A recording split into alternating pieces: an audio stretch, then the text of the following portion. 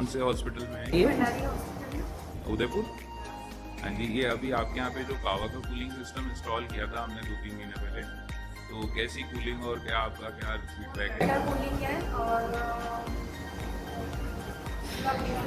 Long time तक रहती है कूलिंग वगैरह, सिस्टम काफ़ी अच्छा है इसका। ओके,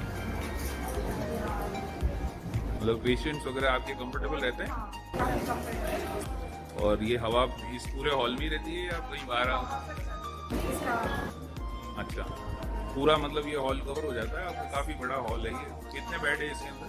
ये अंदर 21-22 समथिंग। ओके, ठीक है, थैंक यू मैम।